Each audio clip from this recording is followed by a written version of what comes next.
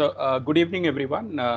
Today we are here to just look at the impact on the VCIP process. There has been amendment to the master direction on KYC on the 10th of May 2021 by RBI. So this session is to look into the details of these amendments and try and understand a bit in detail on what are the implications or impact of the same. So before we move forward, just a disclaimer that this is only for academic consumption and should not be treated as suggestions or recommendations from our side.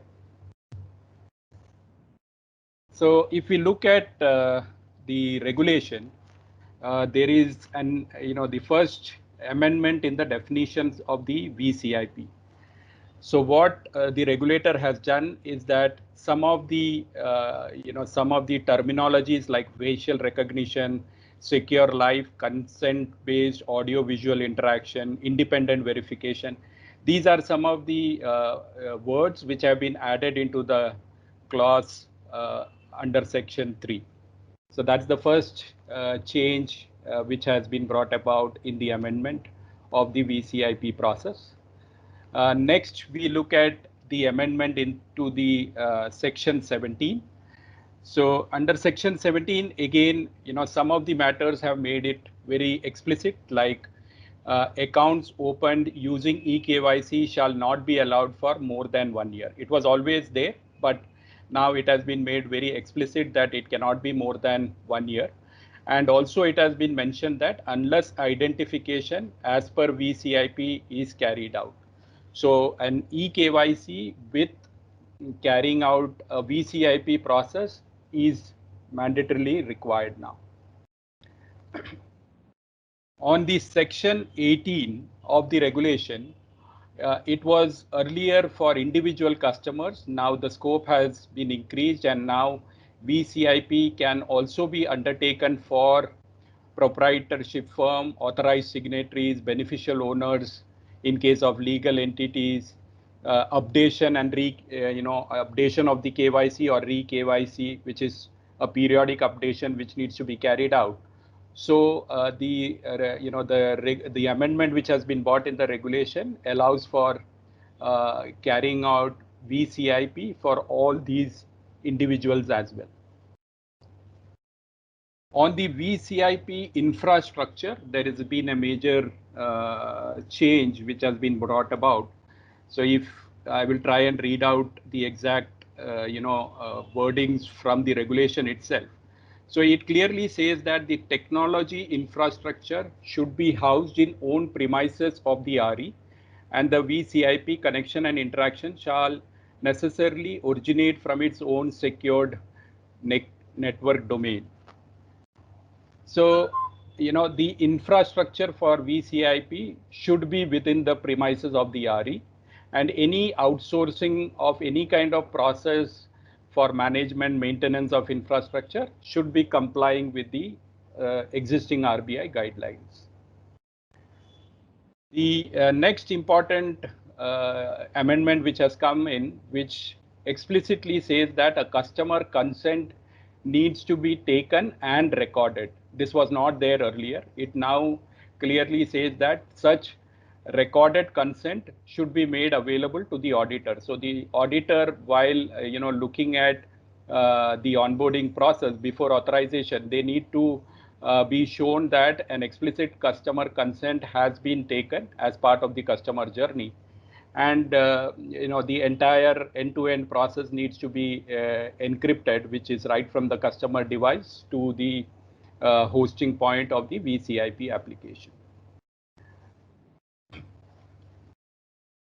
Also, customers who looking to connect from outside India or from unauthorized IP needs to be blocked.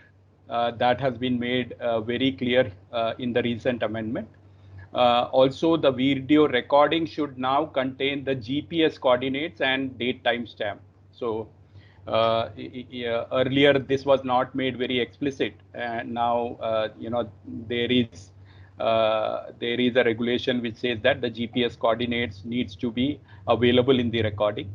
Also, it says that the VCIP application should have the tech capability of liveness check, spoof detection, which is maybe OCR and face match. So the application which is being used for the VCIP process should support these AI technologies. Some additional changes. One is that there needs to be a periodic report on all forgery attempt cases. So there needs to be a report which should be made available, and that needs to be sent to the regulator.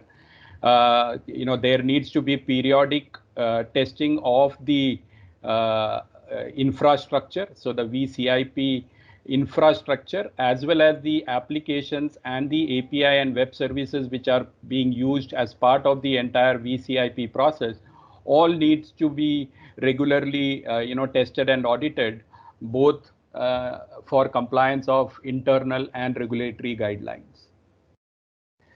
Now we look at what are some of the changes which have been brought into the entire VCIP procedure.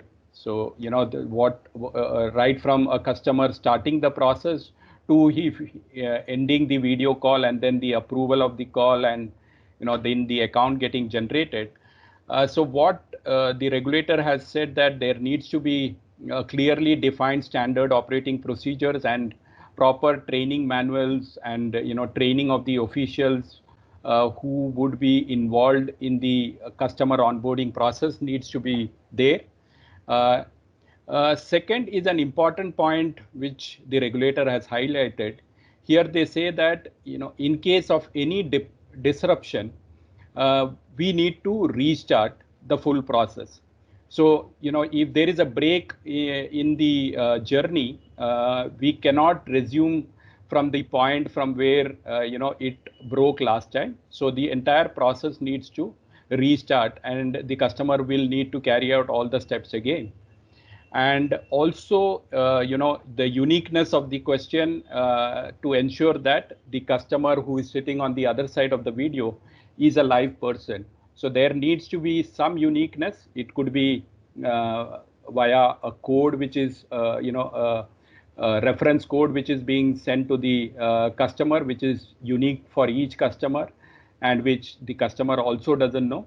That can be introduced, and that can be used for the random questions. The VCIP application should allow the agent to reject a customer if the if the agent sees that there is some prompting which is happening with the by the customer, they should be given a facility to reject a case. Similarly, there needs to be a bifurcation during the customer journey. There needs to be a bifurcation whether it is a new customer, whether it is an existing customer.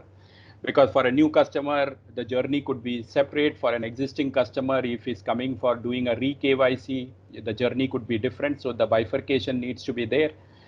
Also, the application should be intelligent enough to see if this new customer, was he rejected earlier. So there might be a customer who had come 10 days back. He tried a journey. For some reason, he was rejected. When he's restarting the journey again, the application should know that this person was rejected earlier. Similar is the case when a customer is going through a journey. There needs to be proper AML checks to see if the customer is part of any negative list. The RE official who is there on the video call along with the customer should record or capture the photo of the customer. So the live photo of the customer needs to be captured. They should also be made available. So the video agent or the RE official should be made available the Aadhaar details which has come from online or offline. So that needs to be made available to him. Any other OVD document should be made available to him. Redacting of Aadhaar, it was there earlier. It continues to be there.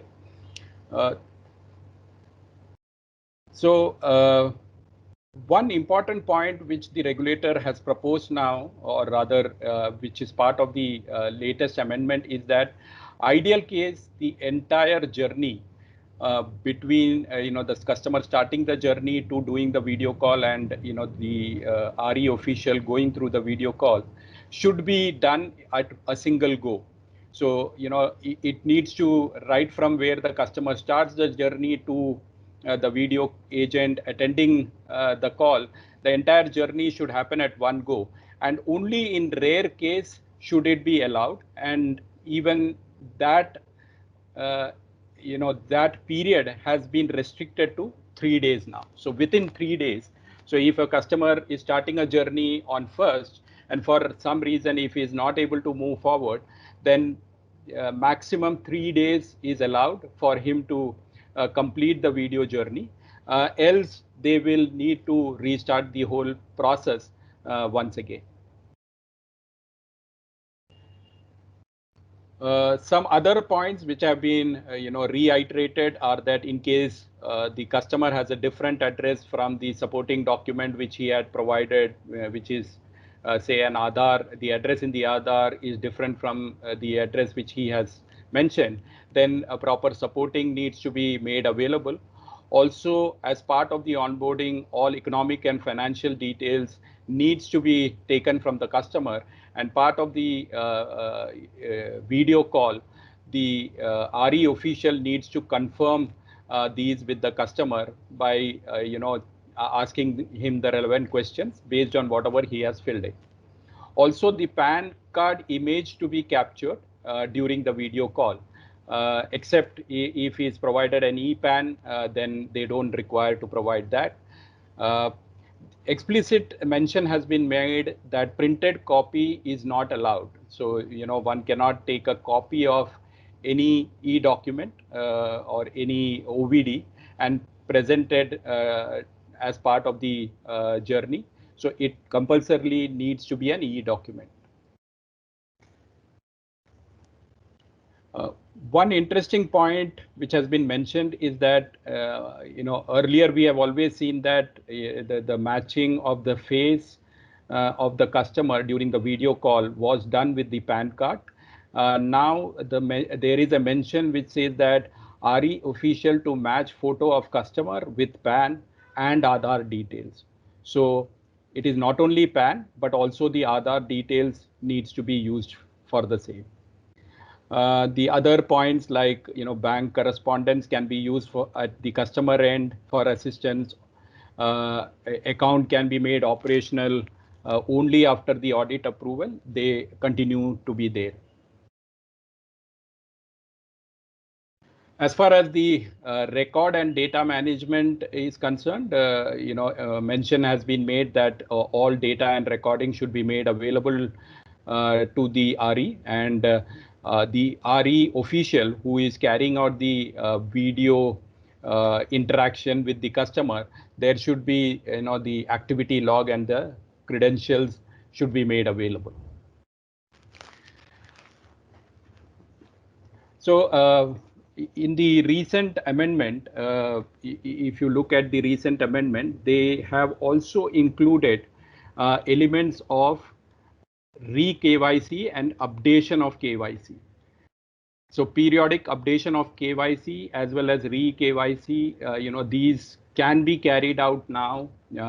Earlier, this was not very clear, but now it's been made clear that both updation of KYC as well as re-KYC, which has to be done on a periodic basis, they can be done using the VCIP process.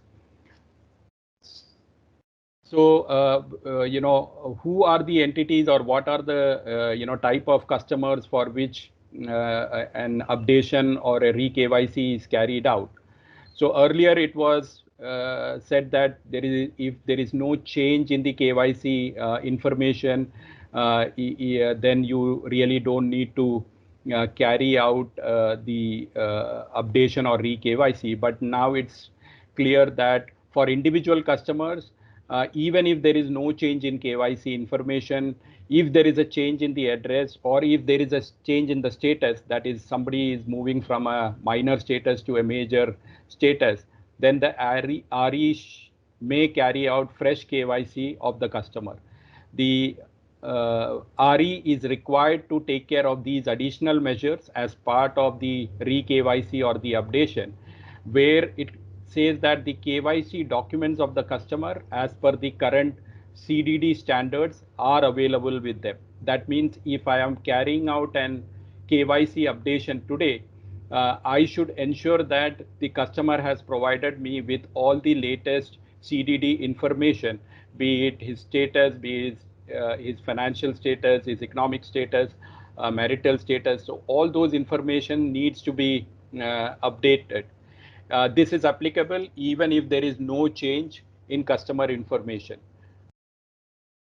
Similarly, in case of validity of the CDD document has expired. So if somebody has provided a passport as part of the documentation and that has expired, then the amendment says that RE shall undertake the KYC process equivalent to the applicable for onboarding a new customer. So he shall be treated as if he is a new customer and they will need to go through the entire onboarding process. Some other additional measures, the customer PAN details have to be again verified as part of the KYC updation process or re-KYC process. So again, the PAN details have to be taken from the customer. They have to be validated with the central database in order to ensure that the customer has provided the updated PAN details. Also, an acknowledgement has to be provided to the customer once he's doing a re-KYC as to the date of updation of these KYC. For the convenience of the customer, the RE can provide updation of KYC at branches. This is also applicable for other than individuals. So even non-individual customers, if there is no change in the KYC information or if there is a change in the KYC information of the legal entity customer, then these additional measures in terms of ensuring that the latest CDD data is available, the PAN has been validated, if any document which has been provided has expired, then these additional measures which has been mentioned in the amended regulation, they needs to be followed.